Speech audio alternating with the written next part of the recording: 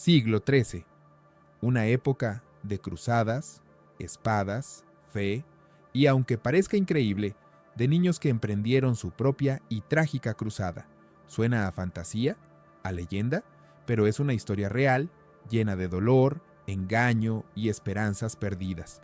Imaginen, no caballeros con armaduras brillantes, sino miles de niños, descalzos, mal vestidos, inspirados por las palabras de un niño pastor, que abandonan sus hogares, dejan atrás sus juguetes, a sus familias, su vida cotidiana y se marchan. ¿A dónde? ¿Con qué propósito? Y, la pregunta más crucial, ¿qué destino les aguardaba a estas jóvenes almas arrastradas al torbellino de las intrigas de los adultos? Hoy nos sumergiremos en una de las páginas más enigmáticas, desgarradoras y aleccionadoras de la historia de las cruzadas infantiles. Y les aseguro que el final de esta historia los dejará profundamente conmovidos, haciéndolos reflexionar sobre muchas cosas.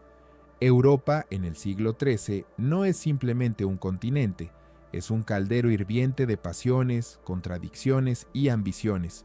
Por un lado, la sangrienta lucha contra la herejía albigense, donde las llamas de las hogueras de la Inquisición devoraban no solo a los herejes, sino también a inocentes. Guerras interminables como el conflicto entre Bulgaria y Bizancio desgarraban las tierras. Por otro lado, los cruzados, que supuestamente debían llevar la luz de la fe, pero a menudo, en lugar de eso, se dedicaban al saqueo, conquistando Constantinopla, devastando el reino de Cilicia en Levante. Sus verdaderas motivaciones no eran tanto las santas convicciones como la sed de poder y riqueza. Y en este momento, el Papa, como un jugador de ajedrez, busca nuevos movimientos, nuevas oportunidades para expandir su influencia. Su mirada se fija en el norte, en las tribus paganas livonias, a quienes se podía convertir al cristianismo, encontrando, según creía, relativamente poca resistencia. Y entonces, como un trueno en un cielo despejado, en la primavera de 1212, en Francia, en la aldea de Cloyes, aparece un niño llamado Esteban. Tiene solo 12 años, es un pastor común, analfabeto, pero afirma que el mismísimo Cristo se le apareció en forma de peregrino y le entregó un pergamino, un mensaje para el rey de Francia, instándolo a reunir un ejército de niños y marchar a liberar Jerusalén. Esteban, posiblemente, ni siquiera entendía completamente lo que decía, pero sus palabras, su ferviente fe, su inocencia infantil, actuaban sobre la gente como un imán. Hablaba de manera sencilla, pero convincente, relatando milagros, el destino divino de los niños. Los cronistas que describieron estos eventos años después notaron en Esteban una asombrosa combinación de ingenuidad y una especie de astucia innata, una habilidad para influir en la multitud. Y la gente, cansada de las guerras y la crueldad, le creyó, buscó en él esperanza. Esteban, de 12 años, este pequeño profeta, y su ejército, reunido espontáneamente, donde en lugar de espadas hay palos, en lugar de escudos, hondas caseras, atraen cada vez más atención. La noticia de él se extiende por toda Francia. Incluso, imagínense, lo presentan al rey Felipe II. El rey, un político experimentado, ve en este movimiento, más que una bendición, una amenaza. Al principio, el Papa Inocencio III posiblemente albergaba la esperanza de utilizar esta energía infantil para sus propios fines, como un instrumento de presión, como un símbolo vivo de la fe. Pero muy pronto la situación se sale de control. Los niños no son soldados disciplinados, es imposible controlarlos. El rey, finalmente, consideró esta empresa una completa locura, una peligrosa insensatez. Transfiere la decisión al juicio de la Universidad de París, el centro de erudición de la época, y la universidad emite su veredicto. El movimiento es obra del diablo, los niños deben ser enviados a casa, los instigadores castigados, pero detener esta ola, este tsunami de fe infantil y desesperación, ya es imposible. Es como intentar detener una avalancha con las manos desnudas. Niños de entre 7 y 14 años Inspirados por los discursos de Esteban y otros jóvenes predicadores que surgen como hongos después de la lluvia, organizan verdaderas procesiones religiosas. Caminan por los caminos, cantan salmos, rezan, hablan de curaciones milagrosas, de señales. La atmósfera se caldea hasta el límite, convirtiéndose en una histeria colectiva. Imaginen, por los caminos de Francia avanzan multitudes de niños, según algunas estimaciones, hasta 30,000, y entre ellos no solo hay creyentes sinceros, cegados por el fanatismo religioso, también se unen aquellos que ven en este caos su propia ventaja, monjes fugitivos que han perdido la fe y buscan sustento, pequeños delincuentes que se esconden de la justicia, comerciantes arruinados que esperan un milagro, utilizan la ingenuidad infantil, su fe, su desesperación para sus propios fines egoístas. Una historia similar, como un reflejo en un espejo, ocurre en Alemania. Allí, el líder es Nicolás de Treveris, un niño de 10 años. Pero a diferencia de Esteban, detrás de Nicolás está su padre, un zapatero astuto y calculador con una reputación muy dudosa. Él, como un titiritero, tira de los hilos, guiando a su hijo y utilizando su popularidad para sus propios intereses. Si en Francia a Esteban lo transportan en un carro adornado, lo rodean damas nobles, viviéndolo casi como un santo, en Alemania toda la atención se centra en Nicolás, quien, por cierto, también reúne a su alrededor una enorme cantidad de seguidores, niños, adolescentes e incluso adultos que han perdido toda esperanza. ¿Qué querían realmente lograr los organizadores de estas extrañas y trágicas cruzadas? Los verdaderos motivos siguen siendo un misterio, objeto de debate entre los historiadores. Algunos creen que los niños ni siquiera pensaban en viajar a la lejana Tierra Santa.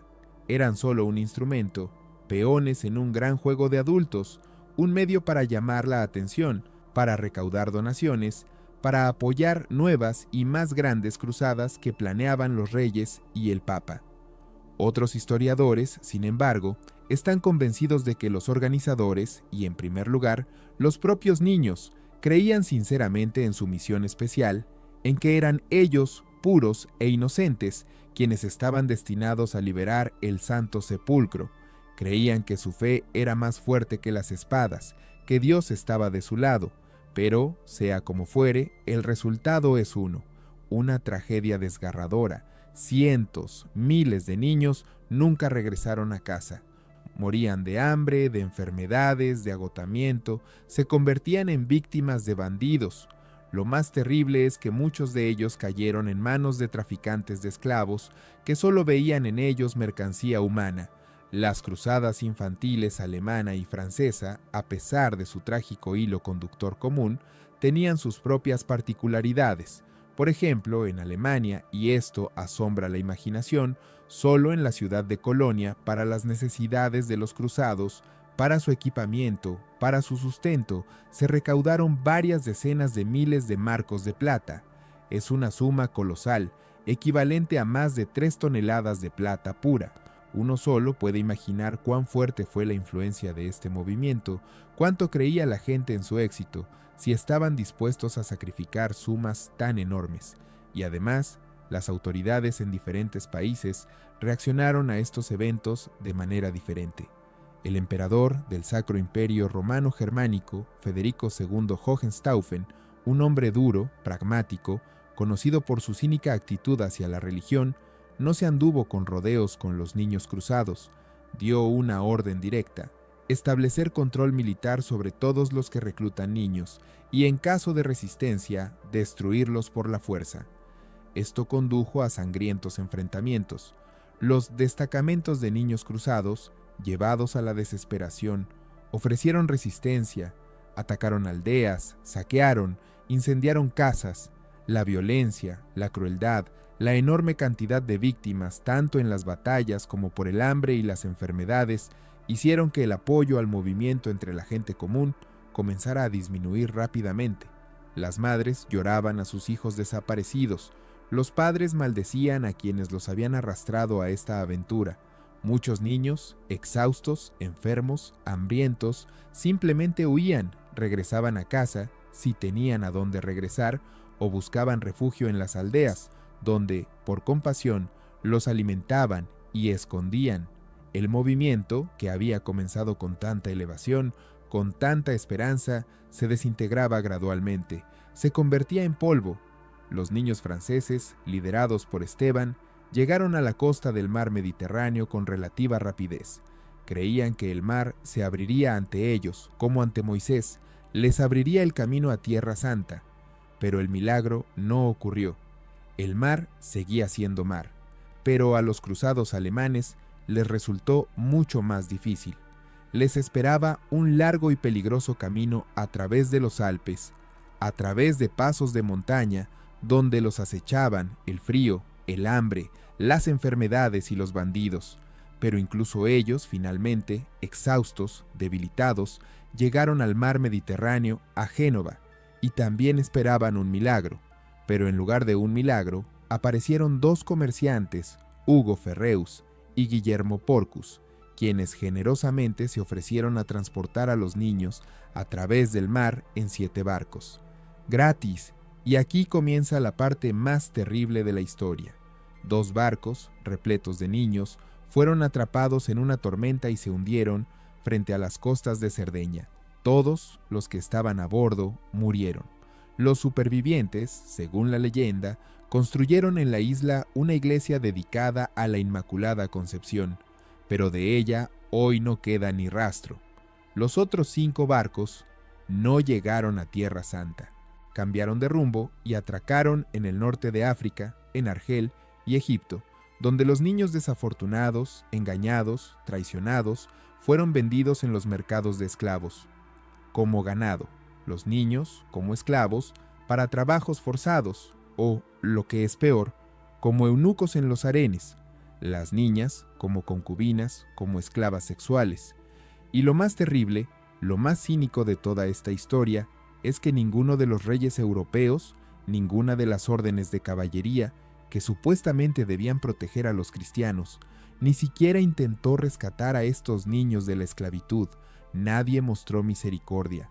Algunos de ellos, unos pocos, milagrosamente lograron sobrevivir, llegar a Tierra Santa, pero no como libertadores, no como héroes, sino encadenados como prisioneros, como mercancía que se revendía de mano en mano.